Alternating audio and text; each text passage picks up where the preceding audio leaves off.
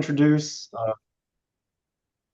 thank you, Wendy. I want to introduce our presenter today, Keith Worf. He's a tech expert, and he hosts weekly technology workshops at our First Christian Church location in Tyler. And he also publishes a monthly Tech Tips newsletter. And there will be more information on both the workshop and the newsletter at the end of the presentation. But today, he's going to be speaking about how to keep your data and finances safe in the modern digital world, something that I know is very important. And, I think something that we all need to, be very aware of. So anyway, without further ado, here is Keith Worf. Thank you, Trevor, and thank you too, Wendy, and thank you all for attending. I hope this will be helpful for you. What I wanted to do is go through a presentation today to share with you the scope of the risks that are constantly evolving, how they impact you, and how you're at risk and how you can protect yourself. So in taking a look at that, if we could go to the next slide, Trevor, just on a global basis, this is just Americans being affected, not just the rest of the world. But last year, over $64 billion was lost to scammers in the US. And these next two stats really amazed me when I saw them, that 77% of Americans are targeted daily. And 70% of US adults were scammed in the last 12 months. Now, that may be hard to believe, but when we look at the next slide and what they're doing, it'll help you understand what's happening. So how are you at risk? Well, let's first take a look at how the process works. A lot of us think we have to do something to put ourselves at risk, but that's not always the case. Your data could get stolen in database breaches from your bank, from the city of Tyler, which happened a few years ago, from other companies that you don't even deal with directly. I think all of you may be aware, if you're not, that your information, your personal information, is out there on the dark web, as they call it, and it's made available to a lot of people. It gets stolen and it gets sold, and they can take that data and use it to steal your identity. They can open accounts in your name, bank, credit card accounts, retail accounts, your mortgage. They could take auto loans out in your name. One of the scariest things is they can file bogus income tax returns in your name. If you're someone who doesn't have a Social Security account PIN when you file your income tax returns and you wait till the last minute, a lot of these culprits will file bogus tax returns against a person's Social Security number, claim that they're getting a refund. The IRS doesn't always audit it properly. They'll pay them because the data looks good, and then you're stuck holding the bag. They also can use your data to hack into some of your existing accounts, not just create new ones. They can empty out your bank accounts. They can use your credit cards to buy products and ship it to them. Scammers use your data to target you also. That's why you get a lot of spam emails or text messages or phone calls. And every day the spammers get better with the introduction of AI, and it seems to be growing exponentially. One of the things the spammers do is they prey on our emotions, our innocence, our fear, and yes, even our greed and our lack of discipline. Their goal is to get you to click or reply or call to a particular number or accept the phone call. So let's take a look at the next slide and we'll see how we can protect ourselves. Well, let's first take a look at what we do things wrong, pardon me. As I mentioned before, sometimes we do nothing wrong. However, there are certain things you need to be aware of that you should not do. What we do wrong sometimes is that we visit questionable websites. Someone gives us a link, we see something on Facebook or YouTube, and they got a great product and they try to get us to go there. Why?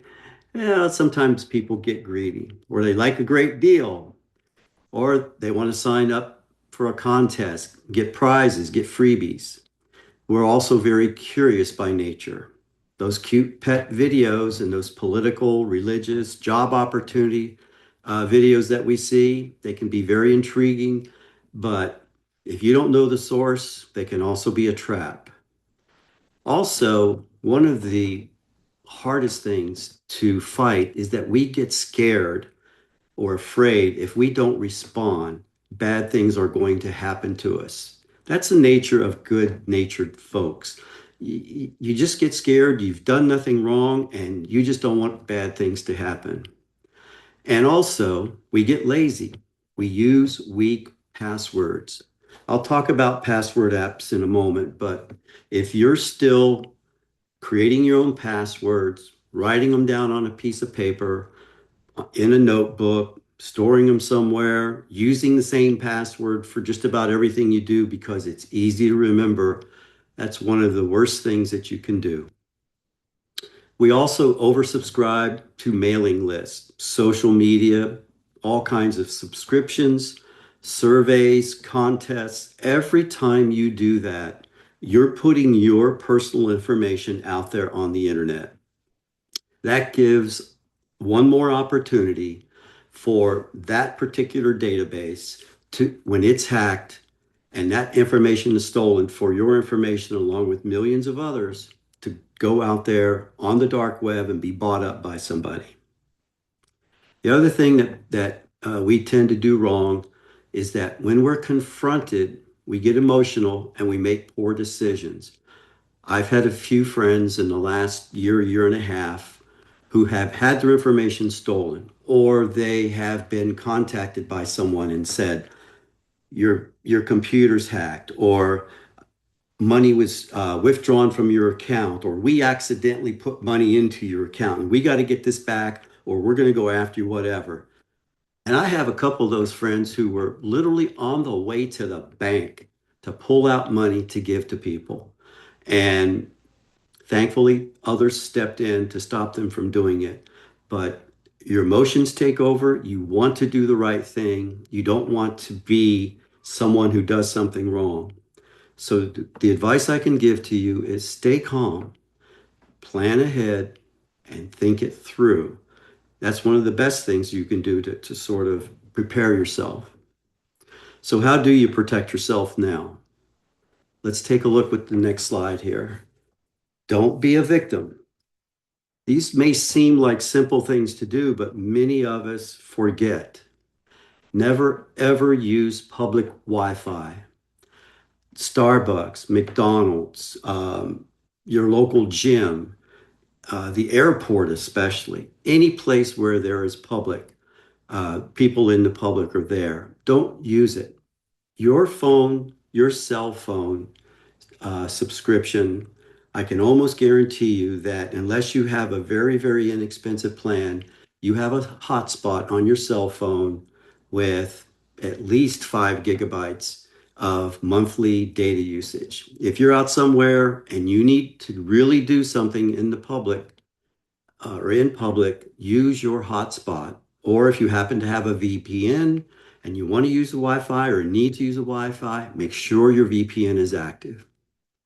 Never, ever answer calls from unknown callers. Remember, they know who you are, but you don't know who they are.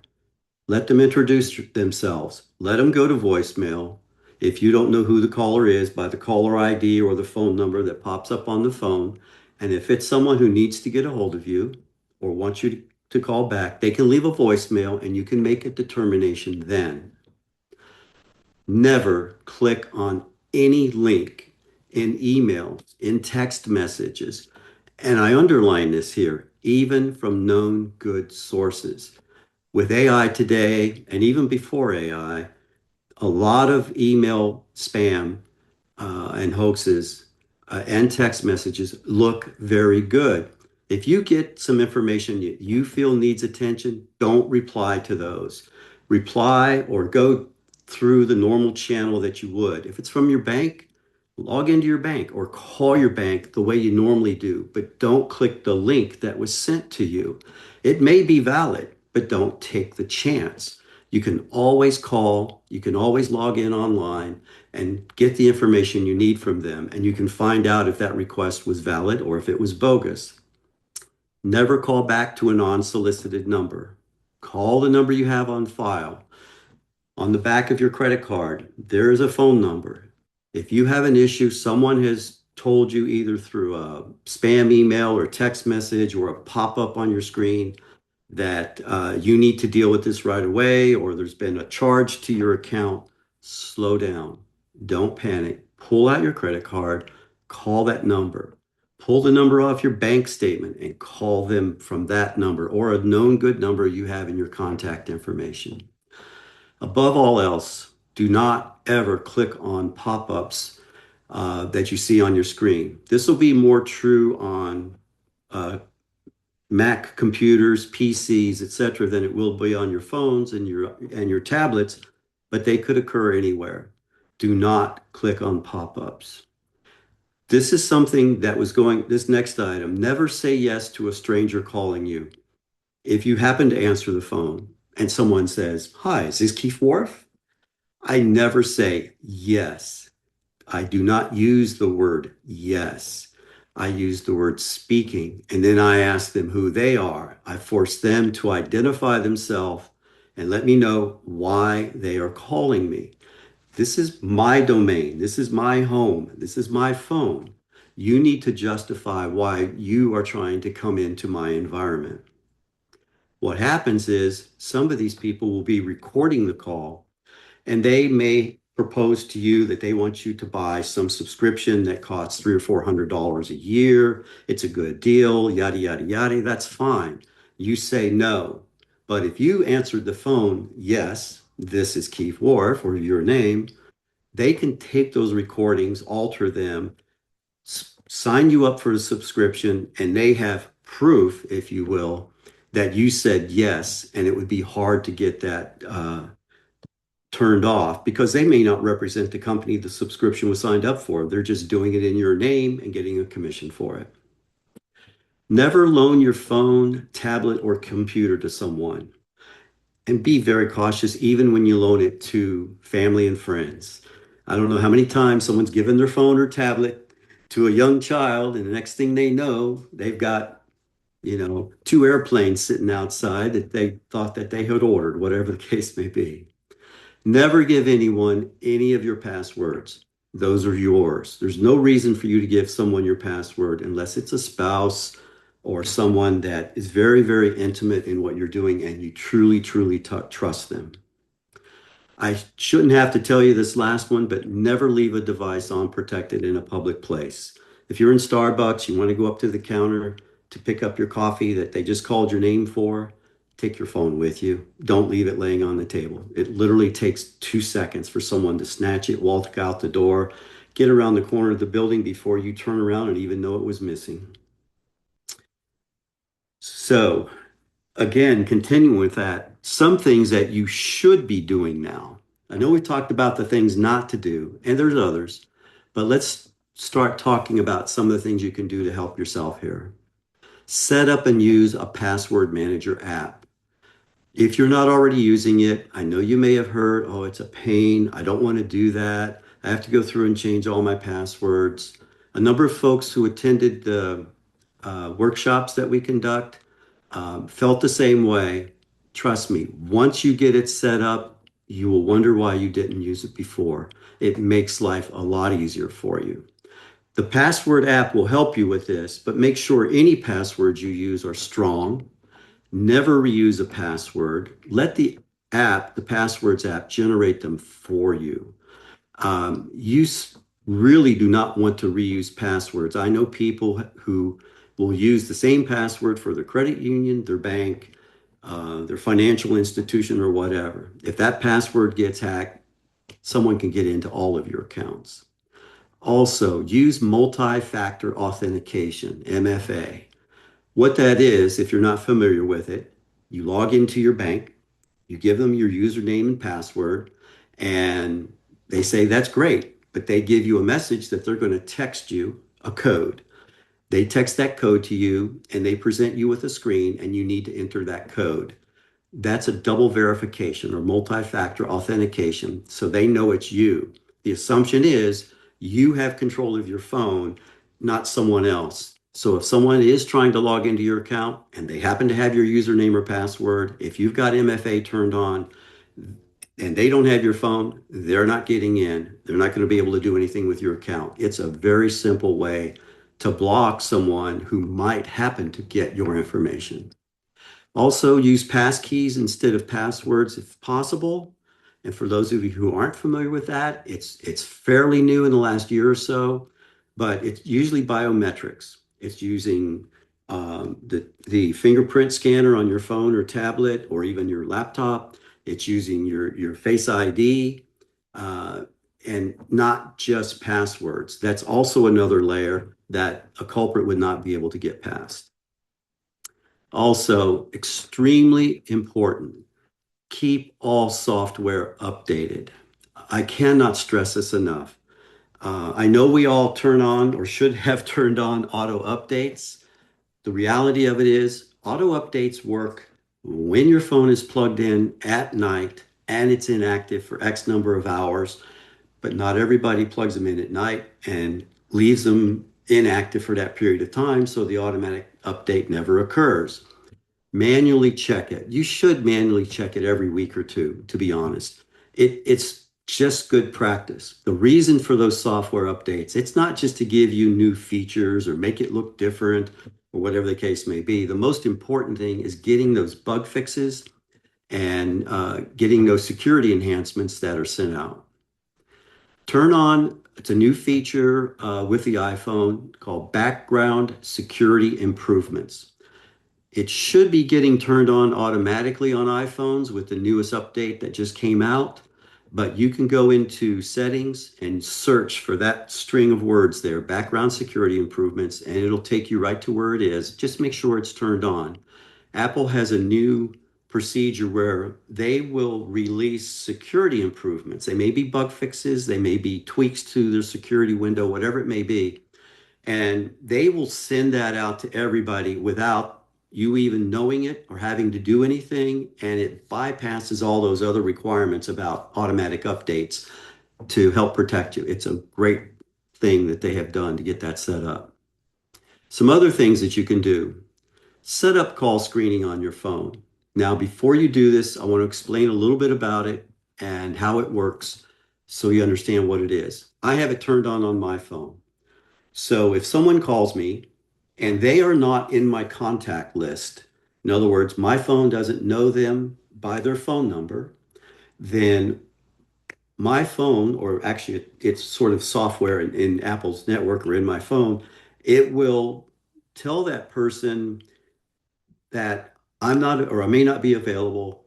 Please identify yourself by speaking and explain the reason for calling. And when that happens, I get a message pops up on my iPhone, and I can see that someone is trying to get through my call screening that's not in my contact list.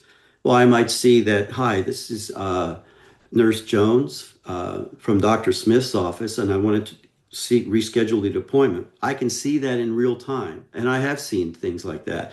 All I have to do is touch the screen, I answer the call, and I can speak to that person live. It lets that call screening process take place. It also prevents these automated systems and these scammers who are trying to get a hold of you from getting through. You would be amazed at how little, how few spam calls I get right now. I get almost none. And the few that do ring, I see what they are. They don't leave a message or anything. And by the way, if someone leaves the information um, and I'm not able to answer it, it will go to voicemail and you can still get back to them. But it's a really good way of keeping those spam calls from getting to you.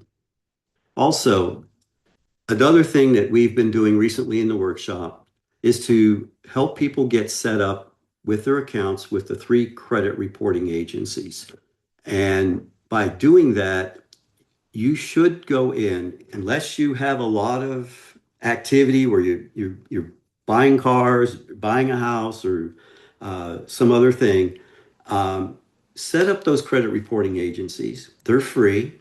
And by the way, each of those credit reporting agencies will give you a free credit report every 3 months. You don't have to wait a full year. And go in and freeze your credit with those reporting agencies.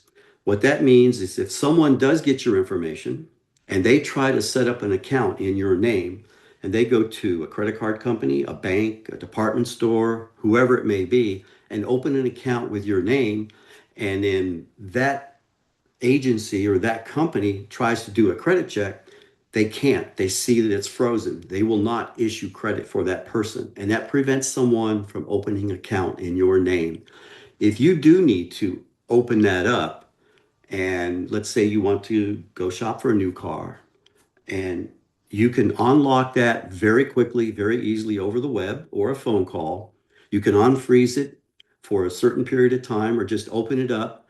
Let that company check your credit. Leave it open for a day or two. It's a very narrow window. It's not like it's hurting anything. When you've finished with that process, go back in and freeze that credit again. You should also regularly review your credit reports. You get free credit reports available via those agencies that I mentioned to you. Also, banks, credit unions, and credit card companies are now offering free credit reports for you. You can look those up typically once a month with those agencies. And also by law, you can use www.annualcreditreport.com. It is not .gov, it's .com. And you can go there and pull a free credit report once a year. Also, a little bit higher on the scale here if you want to. A lot of people are locking their IRS account with a tax filing PIN. You need to log into your account with the IRS. You need to ask them to give you a PIN or set up a PIN for you. Each year, when you go to file your income taxes, you'll have to log in. You'll have to get a new PIN. They'll issue a new PIN for you each year. That PIN must go on your income tax return for it to be considered valid by the IRS. This is the best way to prevent someone from filing a bogus income tax return on your behalf and causing you all kinds of headache. So that's something to think about. It's not something you'll set up overnight, but it's something you should consider. So, how do we further reduce spam? Well, let's talk about spam calls and texts. As I just mentioned, set up call screening on your phone. Also, although it's broken a little bit right now on this latest software update, it's been broke once before. Apple will fix it. Pardon me. When you get a spam call, you don't answer it. Let it go to voicemail. They may or may not leave a voicemail. You have the ability to uh, look at that phone number. Pardon me. Sorry. And you can block that contact. I think I have about 9,000 phone numbers and email addresses in my blocked contact list from over the years. And you can actually look at that on your phones. Uh, when you get a text message come in and you know it's spam, don't just delete it. When you go to delete a text message, you get an option to delete or delete and report as spam. Always report it as spam. That will put it in your blocked contact list on your phone. It also reports it to Apple and other folks who have a database they try to track on that kind of stuff. Like I said before, never answer a spam call. Let it go to voicemail. To help reduce problems with real numbers that you want to have access to calling you, add those numbers to your contact list for all legitimate callers so you know it's not spam. Your doctor's offices, and like me and my wife, we have multiple doctors in town. You know, I have a heart specialist. You know, we have our regular doctor, we have our eye doctor, whoever it may be. Each one of those doctors are in a different office and they have a different number. If you get the business card in that office, the next time you go in there, pick that up and take that main number and make a contact in your contact list for that doctor with that phone number. Whenever anyone from that doctor's office calls you, that will show up. It may not be the doctor, it may be a scheduler, it may be a nurse, it may be someone in there who wants to know if you can come in and take an earlier appointment. But that way, it doesn't hit that call screening shield. It makes life a little bit easier for you. Reducing spam emails. Don't oversubscribe with your email address. My main email address I've had around since the early 90s. And that thing gets a lot of spam because it's been made available out there from I don't know how many database hacks. that have occurred with companies that I've dealt with. So try not to oversubscribe. I know it's easy to do, but try. Also, you can use email aliases for email accounts to create random email accounts for one-time or specific use. So you may want to set up an alias email for subscriptions or for contests, and that's fine. Go ahead and use that, and then people can still get back to you. But those subscriptions and email contests, they come to an end. If you start getting a lot of spam on those accounts, delete them. Just get rid of them. Don't worry about it. Create another one and use those for all of those kinds of activities, protecting your personal one, your main one that you would use for friends, family, and your main contacts. So don't use them for trusted websites, critical services like banks, doctors, loans, because you'll be deleting them over time. They're very easy to delete when you get too much spam. That's how you try to protect yourself. But you got to ask the question, what to do if you are a victim of ID theft? And I've had to help some friends here over the last year and a half, some locally, some in other parts of the country who have been victims. And it's a mess. It can take a year or more sometimes to clean everything up. So depending on your circumstances, I'm going to go through a number of things here. Please keep in mind that depending on the level of risk that you have and how much of your information was jeopardized, if you will, and what happened to you, you want to consider most, if not all, of these things. First and foremost, change that passcode on your phone. That code that unlocks your screen. You don't know if that was compromised, change it. Then go in and change the password on your main accounts, your Apple, Google, Microsoft accounts.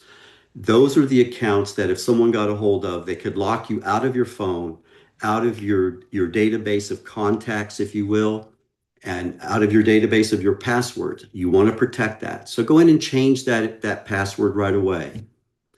Then log into all your very important accounts and change the passwords. Banks, credit unions, investment firms, your credit cards, your email accounts, the IRS, Social Security, Medicare, Medicaid, retail, mortgage and auto loans, social media, utilities, streaming services, your travel. In other words, the airlines you have mileage and reward clubs with, if you do a lot of travel, even your home security devices and home Wi-Fi. Those can come a little bit later. But use your password manager and go through every account and change the passwords at their website. Log in one at a time, update those, and let your password manager automatically save that information into your password manager. I know it sounds like a lot, but trust me, if you truly were a victim of ID theft and they got your information, this is a lot easier than dealing with the consequences of trying to unravel all of those false accounts that they set up, all of the money that they might steal from you, and all the heartache of taking care of that as time goes on. Sort of in parallel with this, you're going to want to be reaching out to contact your bank, your credit union, your credit card companies, investment firms, and anyone you can think of. Let them know what happened. Your credit card companies or banks, they'll issue you new credit cards. They'll change your bank account numbers. They'll even temporarily lock your accounts for you so no one can pull money out. Now, you may have to go down to the bank and say, hey, this is what happened. Thank you so much for what you did. I need to unlock my bank account. Here's my ID, etc., and take care of it that way. They will help you. They're very helpful. If you have not done so already, remember what I said earlier. Create those accounts with the three credit reporting agencies, Experian, TransUnion, and Equifax. Put a freeze on all three accounts. You can unfreeze as needed. This I recommend you should do now before things go bad. But if they do go bad, it is one of the first things you're going to want to do. The other thing you may want to do or should do if you were truly victimized and you have your ID really stolen and people are starting to take advantage of it, you can place a fraud alert on your credit report with the credit reporting agencies. This lets them know, and it lets anyone who tries to access those three companies to check on credit that might be getting opened in your name, that you're a victim of fraud alert, or you think you may be, and they have extra layers of protection before they will approve any kind of credit issuance, if you will, in your name. So that also begs a question going down. Who should you report it to? Well, there is a government website. It's part of the FTC, the Federal Trade Commission. They have a website called identitytheft.gov. Go there, report what happened. They have a checklist of things. They want information from you. They will help you with a recovery plan. They'll collect reports and they aggregate a lot of this data, trying to protect other people in the future. They can create an identity theft affidavit. You would want that affidavit to use when you file a police report. And trust me, you do want to file a police report. Don't be embarrassed.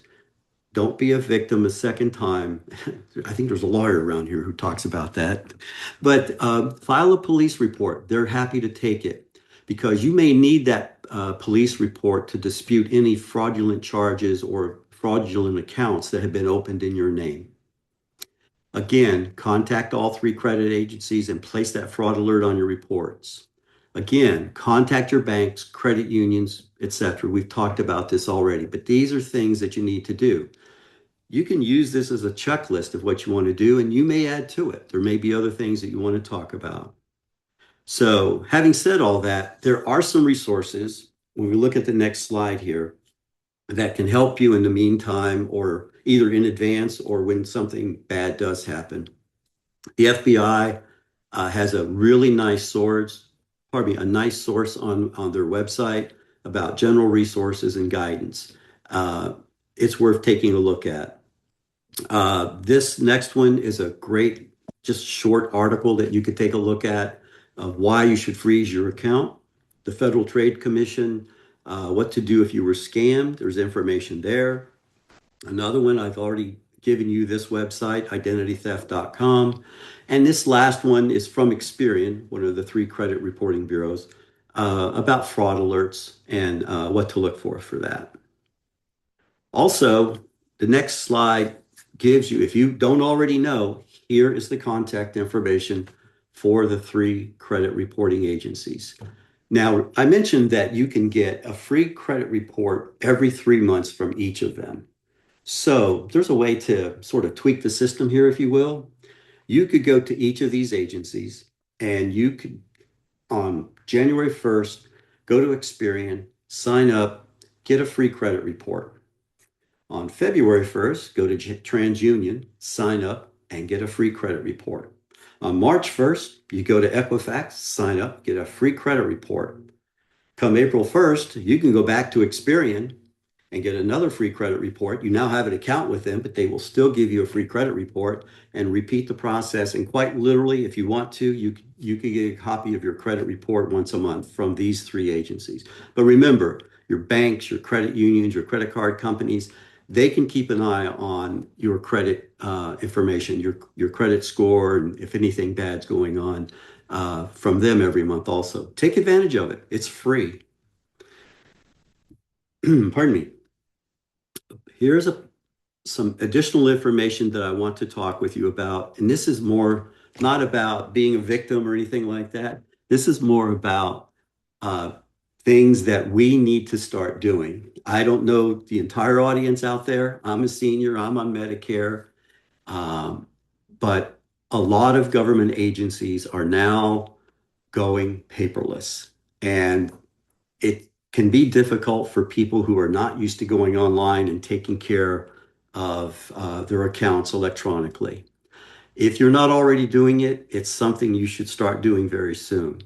If you have been logging on to Medicare every year to figure out what plans might be available, like an Advantage plan or something, um, good for you. I do that every year. Even though I've been with the same one for a number of years, I do shop it every year and I log on.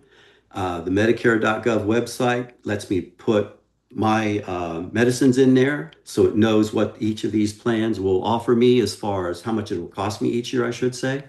It's very good information. But coming very soon, you're going to have to go through a a portal that will require you to log on through them through a verification service. So it's very important that you do a couple of things first. What they're going to require you to do is use one of these accounts from either ID.me, Clear, or login.gov up there right underneath the breaking news. Before doing that, it's imperative that you do this first. Log into your Medicare account using your existing username and password. Don't try to use one of these portals right away.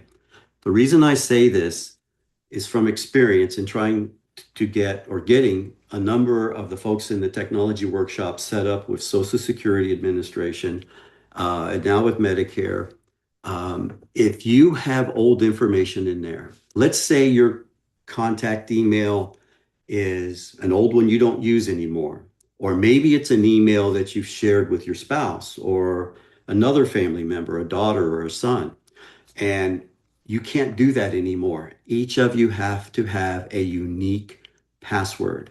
So log into the account, make sure that's up to date, make sure it's accurate, make sure you have hopefully a cell phone number that you can put in there, like Social Security Administration. We've had a couple people who had old home phone numbers as their contact phone number. When they tried to access their Social Security accounts via login.gov, they couldn't validate their identity because the phone number they had cannot receive a text. They want that multi-factor authentication, and that house number cannot receive a text, and it was even out of date. So it was a lot of hassle for these folks to get cleared away. You want to have a unique email address. You want to have a phone number that's your phone number and not shared with someone else. I know that may be hard sometimes, but I'm sorry to say the world is changing on us, and you may want to consider that. So make sure that's all correct. This is a step-by-step process here to tell you how to do it. Make those changes. After you've made them, log out, log back in, verify everything is unique to you and accurate before logging out again. If you don't do this, you may not be able to get back in. Next, now you can go to Medicare.gov and log in using one of the verification services. If you have not previously created an account with one or more of the verification services, you'll be prompted to do so and guided through the process. It's a little bit of a process, but if you just follow them, they will walk you through it and it'll be fine. If you really find that you're having troubles doing that, you're welcome to come to the workshop, and I'll be more than happy to help you on a case-by-case basis. Again, just a reminder, your phone number on file must match what they have on file. Pardon me, the phone number you have on file with Medicare.gov must match the number you use with one of the verification services. Please take notice of this, and you should do something about this. I don't know the exact date when this is going to happen, but it will be very soon. It's already effective for a lot of other government websites. So that sort of brings me to the end of the discussion, if you will. I'll just leave you with a piece here about our technology workshops. If you're interested in attending, they're on Tuesdays from 9:30 to 11 at First Christian Church Christian Life Center, Room 8. Bring your phone, tablet, or computer. Just make sure they're charged, along with your curiosity and questions. Also, if you want to receive a monthly Tech Tips newsletter, send me an email. There is my email address. It's keithvv50@outlook.com. And just say, I'd like to join your newsletter. I'll put you on the list. About the middle of each month, around the 15th, I release a new newsletter with tips, tricks, and updates on security, among other things. I will never share it, and I will not let anyone have this information. You won't see anyone else's email address, and they won't see yours. And I do promise to protect that information. I think that's it. If anyone has questions, I'll turn it back to Trevor and Wendy. Wow, that was great, and I am in great danger. We all Uh, yeah, so we do have a couple of questions in the chat so far, but if anybody has any questions, feel free to type them in. We'll start with first, can you recommend a good password app? Well, first of all, if you have an iPhone, um, the password manager app on the iPhone is excellent. There are a couple of other apps out there. One Password, um, uh, it's the number one with the word password. It is an excellent app. There are a few others out there. I apologize. I should have had them written down and available for you. If you're interested in something else, let me know and I'll see if I can get some more information on it. Or better yet, Trevor, I'll get you an updated list for people, and we can get the information out if you'd like. But one password is one of them. If you have an Android phone, um, the Google Password Manager is actually very excellent, but use the Password Manager. It does tie into your browser. I'm not a fan of tying into your browser, but it's still an excellent password manager. These other apps that I talk about, like 1Password, they'll cost you around $100 a year in some cases. There are a couple more free ones out there. I'll see if I can find those. And by the way, the if you are an iPhone, iPad, Mac user, even if you have a PC, the Apple Password Manager app integrates with all of those, and they're seamless. Great. The next question, what are some telltale signs that a text or an email is likely a scam? Well, if it's not something you were expecting from somebody you know, you better be suspicious. I think the most prevalent spam text messages I'm getting lately, pardon me, is from both sides of the spectrum politically. Oh, so and so is ready to do this. You got to stop him. So and so just did this. You got to stop him. We need money, et cetera, et cetera. And they're spam. Even if it turns out it's not, it's a person from a political party who's valid. Unless, why would you want to respond to something unsolicited? If you're active in a political party, go through the folks you deal with. Um, be very careful of any text message that tries to really prey on your fears. They want you to hurry up. You got to do this right away. It's just one of those things you sort of have to get used to. Great. All right. Yeah, and if anybody wants, I put my email there in the chat in response to somebody else. But if anybody would like a copy of the PowerPoint, you can email me directly and I'll send it. Otherwise, this will be going up on YouTube for people to watch on our YouTube channel. Um, so does anybody else have any other questions for Keith?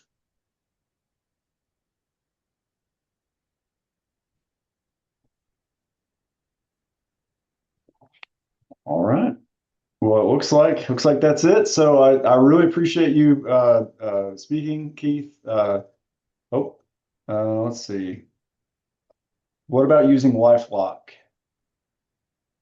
LifeLock is not a bad thing.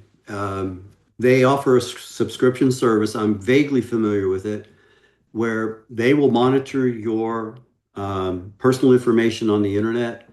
They try to block it. They try to help you with that. And if something happens, they commit, I believe they have $1 million guarantee of returning or pulling you out of all this identity theft, up to $1 million that would be spent by them to do so. It's not a bad service. You can do a lot of things on your own to help yourself with that. But if you want to go that way, I definitely could not discourage you for it. That's for sure. All right, great.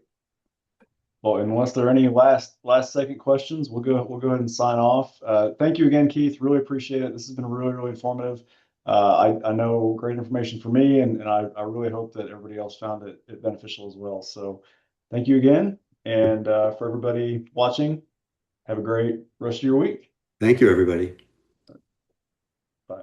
Bye bye.